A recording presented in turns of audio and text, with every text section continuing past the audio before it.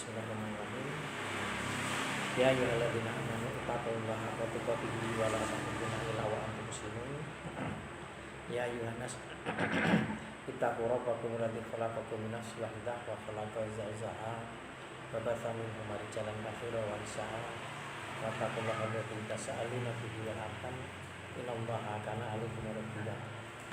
Ya ayyuhalladzina amanu taqullaha qawlan sadida yuslih lakum a'malakum wa yaghfir lakum dzunubakum wa may yuti'illaha wa rasulahu faqad faza fawzan 'azima. Fa inna asdaqal hadits kitabullah wa khairul hadi hadi Rasulullah wa sharrul umuri muhdatsatuha wa kullu bid'ah wa kullu bid'atin dhalalah. Alhamdulillahirabbil alamin. Para matur saderengipun kita witi marilah kita senantiasa panjatan puji syukur wonten ngarsanipun Allah Subhanahu wa taala. Mudah-mudahan dengan syukur iman takwa kula panjenengan tansah pinaringan nikmat wilujeng sehat longgar dipun tetapaken untuk beriman Islam ila yaumil qiyamah.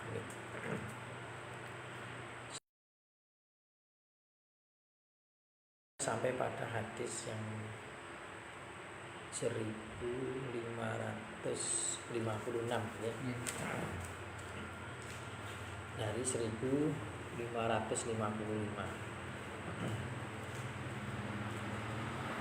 dari Abi Darda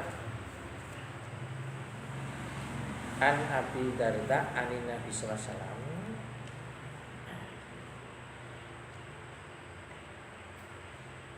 qol man radda an irdi akhihi bil ghaib raddahu lahu an wajhihin nar yaumal qiyamah. Terus hadis menika dari Abi Darda bahwasanya barang siapa yang menolak gangguan orang terhadap maksudnya kehormatan saudaranya dengan tidak diketahui olehnya, niscaya Allah tolak daripada tubuhnya azab neraka dari di hari kiamat. Hadis menika akhrajahu dikeluarkan oleh Imam Tirmizi wa hasanuhu dan Imam Tirmizi menghasankan. Hadis ini hasan dan ini dinyatakan oleh Imam Tirmizi. Ibnu Qatan berkata yang menyebabkan hadis ini tidak sahih karena di dalam hadis ini terdapat perawi yang bernama Marzuq At-Tamimi dan beliau adalah seorang yang tidak diketahui keadaannya. Tetapi hadis ini punya syahid-syahid lain yang menjadikannya kuat. Terus hadis ini tadi hadis hasan li Goyuri karena banyak jalur. Kalau bicara tentang jalur sanadnya, misalkan tidak yang membahas hadis ini tidak kita kumpulkan hanya per hadis yang membicarakan tentang hadis ini ada kelemahannya pada sisi rawi yang bernama Marzuq At-Tamimi. Dan beliau tidak diketahui keadaannya, artinya majhul, tidak dikenal. Tapi hadis ini punya syahid, artinya syahid itu penguat beberapa hadis yang lemah, tetapi kelemahannya tidak memenuhi syarat kelemahan yang sangat, sehingga saling mendukung. Nah, saling mendukung ini akhirnya hadis lemah ini terangkat mendekati hadis sahih yang dikategorikan dengan nama hadis hasan. Di dalam kaidah ketarjihan masuk kategori hadis yang bisa dipakai untuk hujah, untuk dalil, menjadi dasar. Sebagaimana di ADRT Muhammadiyah yang dulu mendasarkan Al-Quran dan Sunnah, kemudian Al-Quran dan Sunnah Sahihah, kemudian Al-Quran Sunnah Sahihah wa Maqbulah, yang terakhirnya adalah Sahih Sunnah wa Maqbulah. Jadi berdasarkan Sahih wa Maqbulah. Kalau sekarang wa Maqbulah, sahihnya Sahih wa Maqbulah. Artinya bahwa hadis sahih itu diterima. Jelas itu sudah jadi ketentuan, tetapi ada hadis-hadis yang tidak kategori sahih tapi bisa diterima untuk hujah agar batasi dan hadis sahih Al-Quran dan Sunnah wa ma'ulah. Nek dulu hadis sahih saja sing repot, hadis Sunnah, hadis yang dhaif tidak dipakai. Kamunkah hadis dhaif niki kategori ini ada yang derajatnya hasan, tidak masuk dalam kriteria ADRT katanya. Tetapi prakteknya dari dulu dipakai oleh Muhammadiyah.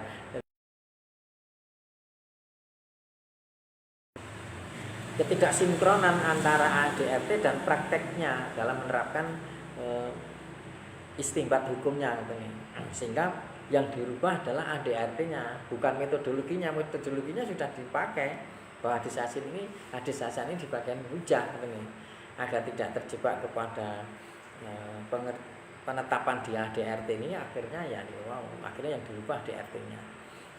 Nah, itu tidak masalah, hanya menghindari fitnah saja berkaitan dengan administrasi di Muhammadiyah. Tapi intinya dalam ilmu hadis hasan itu dipakai untuk hujah.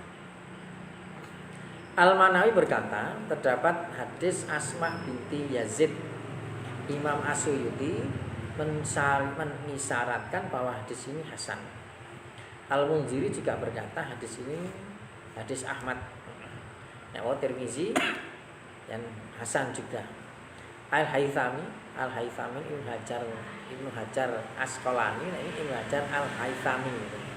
Ibnu Hajar Al-Haythami kan ahli fikih, sanadnya adalah hasan.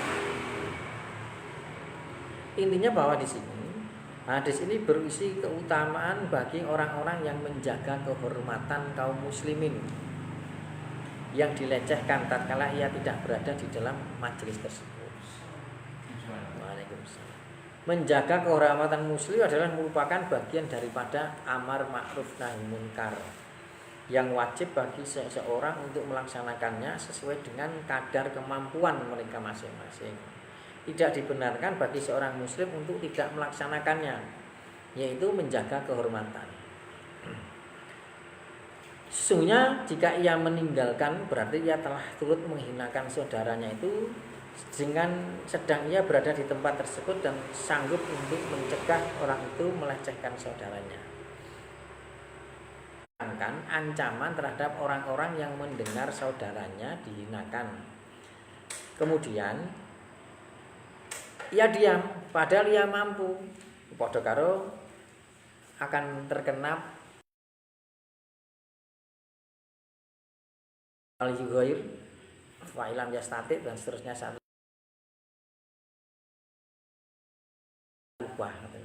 Ini melihat kemungkaran tidak dirubah. Tidak dirubah. Disebutkan padahal dia mampu. Nah, disebutkan dalam Sunan Abu Daud hadis Jabir bin Abu Jabir dari Abu Thalhah, mereka dua berkata Rasulullah bersabda, "Ma min muslimin yahdzulul imra'a musliman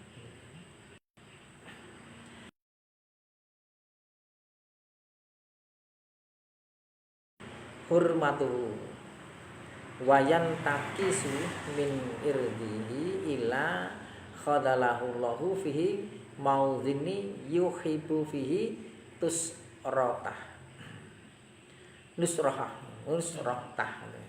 Tidaklah seorang min muslimin, tidaklah seorang muslimin yahdzulul imra'an yang membiarkan saudaranya terhina musliman fi maudhi'a tuntah hakka fihi hormatahu, membiarkan kehormatannya pada suatu tempat yang dilecehkan kehormatannya. Itu pada tempat itu, melainkan Allah pun akan menghinakan dia. Di waktu itu ia butuh terhadap seseorang yang dapat menolongnya. Ini dene kaya dene karma, tapi sekalian tidak karma, tidak ada karma di dalam Islam. Ini hanyalah balasan yang menunjukkan Allah Subhanahu wa taala akan membalas ketika ada orang yang dilecehkan kehormatannya, kaum muslimin ini ya. Terus awake dhewe sing ngerti kaum muslimin kok lecehkan, kita tidak menolongnya. Konteks menolongnya itu adalah satu, yang pertama adalah menjaga kehormatan dia. Ini amar ma'ruf nahi munkar. Yang kedua adalah dalam rangka menghilangkan kedzaliman. Ada kedzaliman maka kita harus menolong. Kadang-kadang kita terjebak oleh pemahaman sing hak asasi manusia gitu. Wah, aku nolong malah keneng dhewe ngono. Wah, aku malah ngewangi gak aku malah aku berkarake kan ngene. Yang jadi masalah itu logika kita menolong itu bukan pilih kasih. Logika kita, pemahaman kita, persepsi kita menolong itu ojo kita merasa seperti persepsi orang-orang itu bahwa kita menolong seseorang yang punya pamrih dan seterusnya. Tidak, di sini ada kemungkaran, yaitu kedzaliman, pelecehan terhadap kehormatan seseorang. Ini sebuah kedzaliman, dan itu kedzaliman yang nyata, Pak. Pelecehan terhadap kehormatan seseorang itu adalah pelecehan yang nyata, yang sebenarnya ini pokok agama. Kita tambah ini. Innal mustami lil ghibati ahadul mudghatabi. Maksudnya orang yang mendengarkan saudaranya digibah adalah sama dengan dia menang, ngeten lho maksudnya. Syaratnya harus membela. Nek eneng saudaranya digibah, nek eneng saudaranya digibah, ngeten kita diam, maka kita tuh juga sama dengan menggibah. Barang siapa yang menghadiri sebuah majelis gibah, wajib atasnya untuk memberi peringatan. Satu, menjaga kehormatan saudara muslim. Artinya paling tidak kita meluruskan berita. Nek dia tetap menggibah ya silakan dia.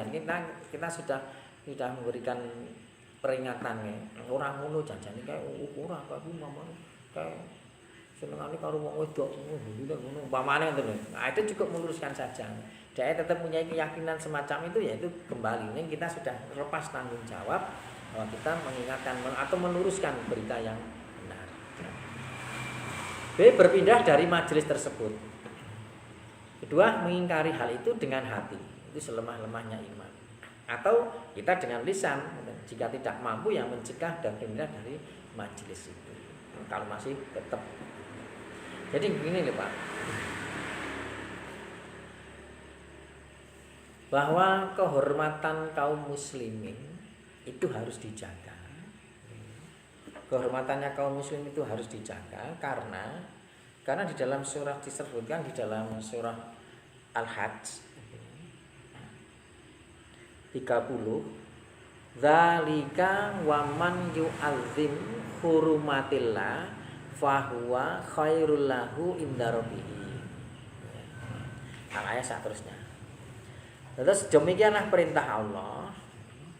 Dzalika wa man yu'azzim. Demikianlah wa man sapa wonge yu'azzim yang hormatilah larangan atau peraturan Allah, fahuwa khairul lahu. Maka itu adalah lebih baginya. Inda rabbihi wa ukhilat, di sisi Tuhannya, Robnya, ukhilat dan dihalalkan lakum bagi kamu al-ansa terusnya dan seterusnya. Intinya adalah menjaga tentang siar-siar Islam di bawah dengan cara mengagungkan Allah Subhanahu wa taala. Kemudian pada surat 31-nya, beribadalah dengan ikhlas kepada Allah tanpa menyebutkan barang siapa yang menyebutkan Allah maka seakan ia jatuh dari langit dan disambar oleh burung atau diterbangkan angin dari tempat Allah. Dzalika wa ma yu'adzim sa'airillah siirallah fa innaha min taqwal qulub.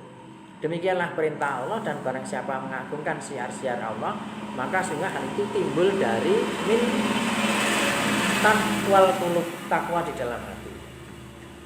Berkaitan dengan kita menjaga kehormatan seseorang itu sama dengan kita korelasinya begitu, tidak mengagungkan Allah. Sehingga siar-siar Islam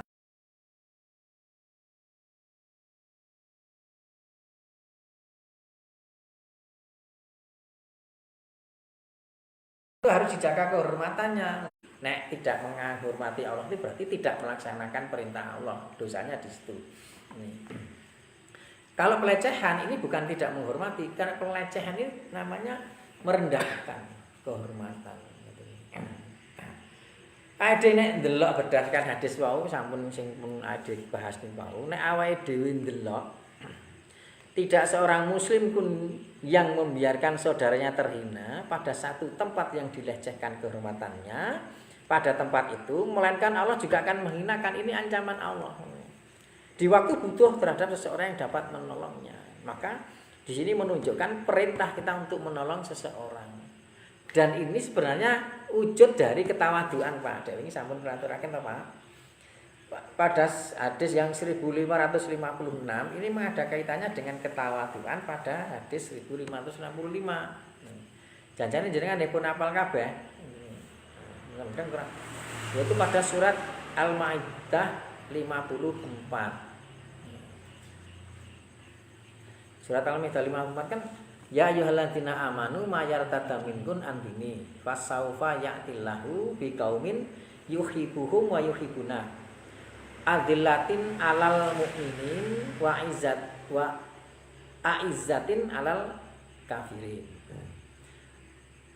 Al-ayat. Penekanan saya ada di sini. Adillatin alal mu'minin aizzatin alal kafirin. Terus rasa ketawaduan kita,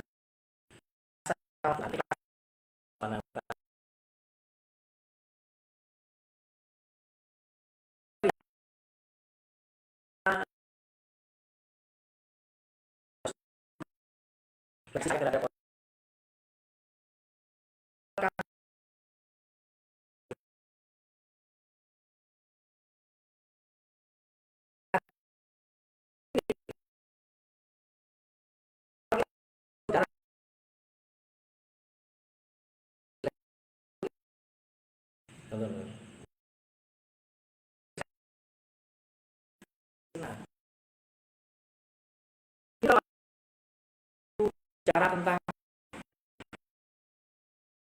kalau Salafi kan tidak mau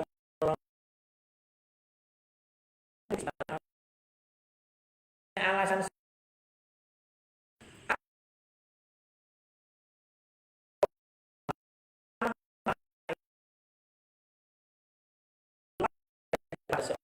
maka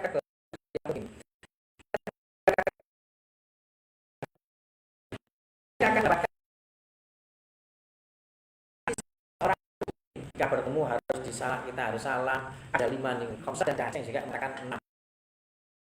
Ya, itu haknya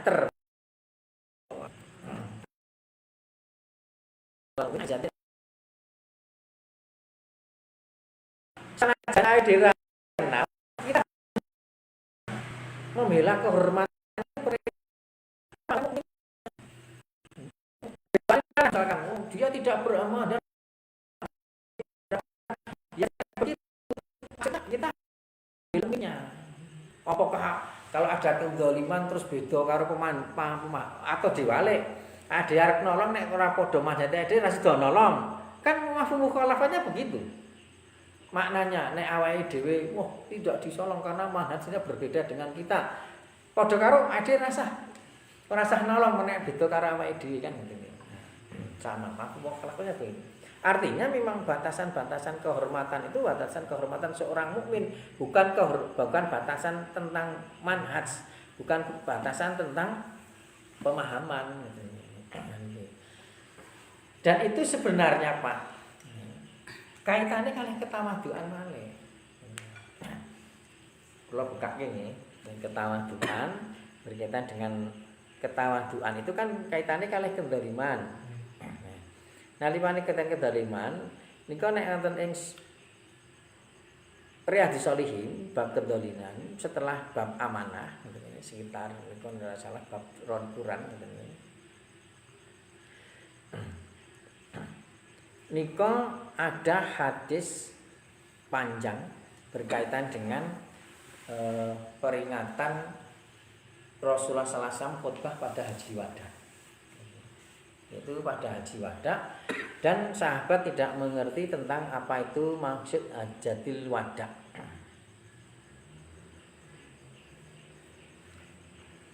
Bab 6 likur, orang likur. Riyadhus Shalihin bab likur.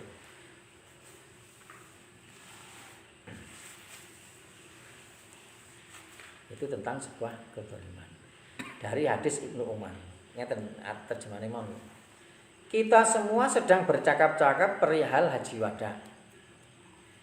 Haji Nabi SAW yang terakhir. Ini penjelasannya. Dan sebagai mohon diri, sedang Nabi SAW ada di hadapan kita. Nabi terakhir itu tidak ada di dalam redaksi hadis, tapi itu keterangannya. Kita semua sedang bercakap-cakap perihal haji wada. Jret, itu redaksi hadisnya. Terus dalam kurung haji Nabi SAW yang terakhir. Dan sebagai mohon diri, sedangkan Nabi SAW ada di hadapan kita. Kita bercakap-cakap perihal haji wada, sedang Nabi ada di hadapan kita. Itu redaksinya hadis begitu. Kita semua tidak mengetahui apa yang sebenarnya disebut hajatil wada, yaitu haji wada. Sehingga Rasulullah SAW kemudian bertahmid dan memuji Allah dan mengagungkan Allah. Artinya kemudian Rasulullah berkhutbah. Kemudian Rasulullah mengingatkan tentang munculnya Al-Masih Dajjal, tentang Dajjal. Nabi SAW memperpanjang cerita menjelaskan tentang masalah Dajjal. Salah satu di antaranya penjelasan Nabi begini, tiada seorang Nabi pun yang diutus oleh Allah, melainkan Nabi itu tentu menakut-nakuti umatnya tentang tibanya Dajjal. Nabi Nuh dan semua Nabi yang datang sesudahnya sama-sama semua menakut-nakuti atau mengingatkan, ya paling bahasanya begini diterjemahkan menakuti.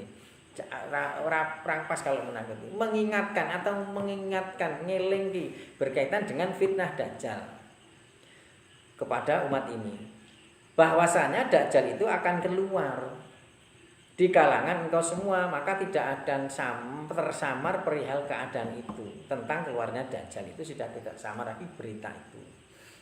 Atasmu semua persoalan dirinya pun tidak samar pula.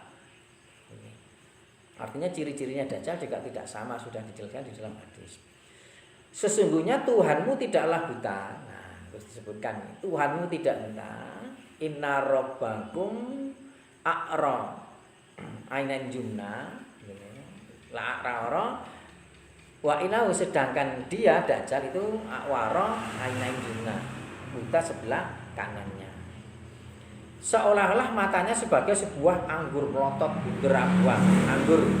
Nah, ingatlah sesungguhnya Allah mengharamkan inna rabbakum haramu alaikum dima'uhum wa maluhum. Di sini penekanannya.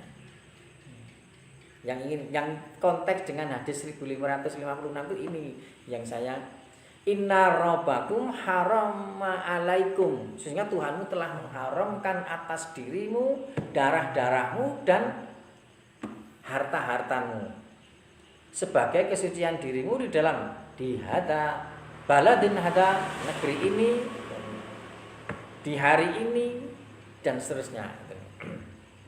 Bukankah saya telah menyampaikan? Maka sahabat mengatakan benar. Beliau bersabda, ya Allah ishad, ya Allah saksikanlah. Salasa, yaitu Rasulullah mengingatkan tentang masalah ini 3 kali. Artinya ini masalah penting, masalah 3 kali itu berarti Rasulullah wigati perkawis nih kamu. Artinya penting. Celaka semua akan mendapatkan bencana. Janganlah engkau semua kembali menjadi kafir setelah peninggalan nanti, yaitu terkena fitnah nih. Ini hadis nubuah dari Rasulullah yang besok akan terjadi dan hari ini terjadi. Jangan lihat saja.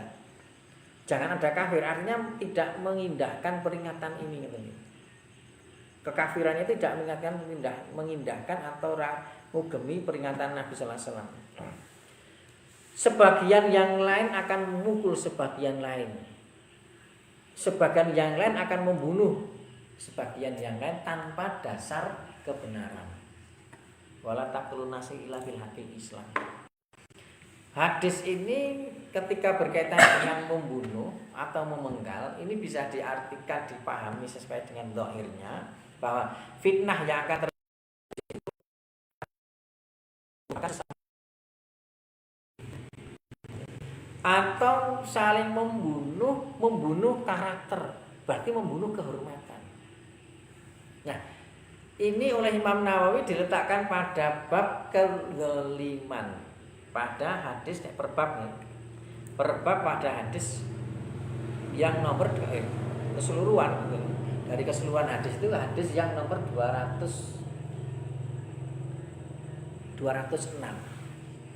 berkaitan pada bab kezaliman.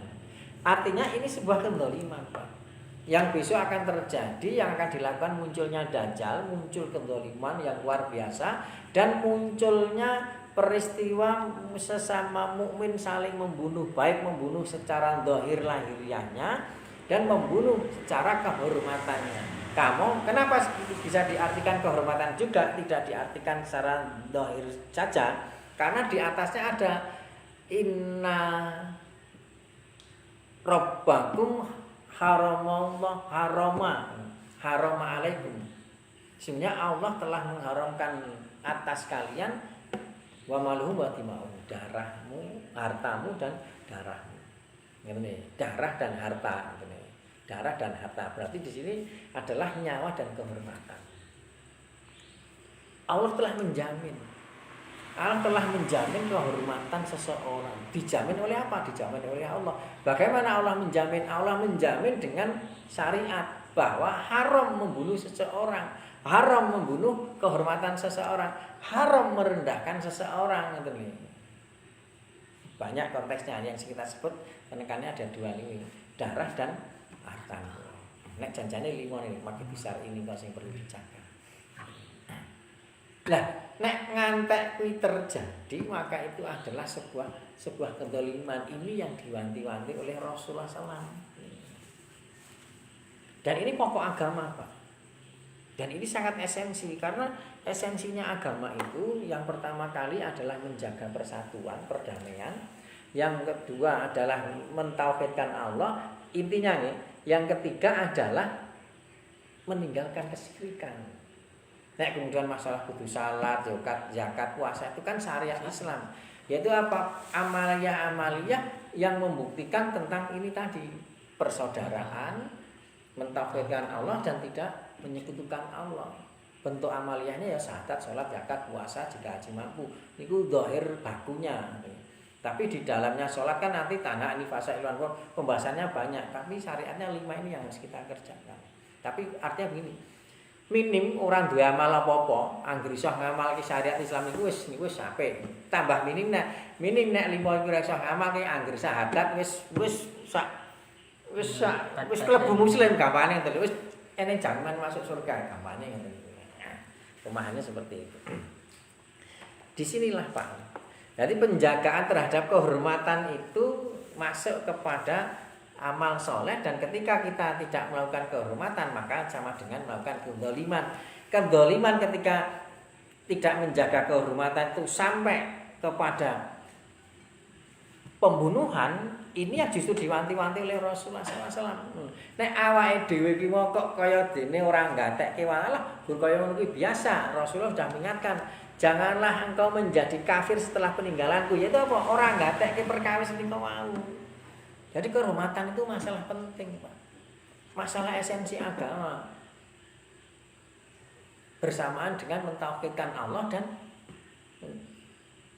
tidak menyekutukan kepada Allah. Pilih pramila wau wonten ing surat Al-Hajj 30, 31, 32. Di sana menunjukkan tentang diperintahkan untuk menjaga simbol-simbol syiar Islam, simbol-simbol tentang keagungan Allah Subhanahu wa taala. Salah satu di antaranya ya kehormatan menika wau, terus amaliyah misalkan haji,